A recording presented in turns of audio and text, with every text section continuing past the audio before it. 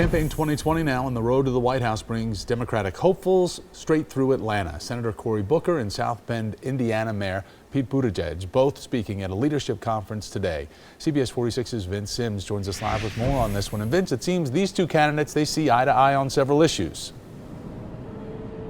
They really do. When you listen to them both talk and you ask them questions, a lot of similarities through the two of them, especially when it comes to women's reproductive rights, especially after Georgia's passing of a new abortion law. Democratic presidential candidates Cory Booker and Pete Buttigieg both received a warm welcome as guest speakers at the DNC African American Leadership Council Summit. Both agree Georgia could turn from a red state to a blue one with the right push for voters. I'm very concerned about the patterns of voter suppression that have been particularly acute here in Georgia. But if we're beating those back and organizing our voters, I think that we can absolutely turn this into a blue state. Georgia is a state where there are more Democrats living here, I imagine, than there are Republicans, just looking at the state numbers. What we need to do is to get people out to vote.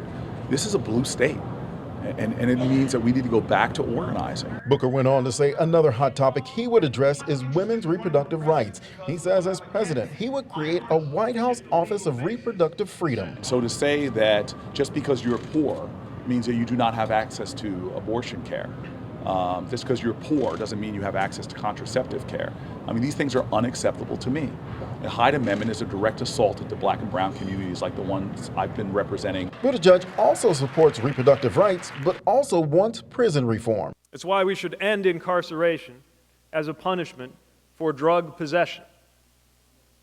It's why we should end private prisons in this country.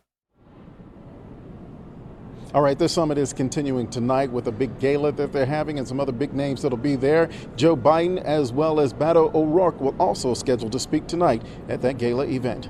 Reporting live downtown, Vince Sims, CBS 46 News.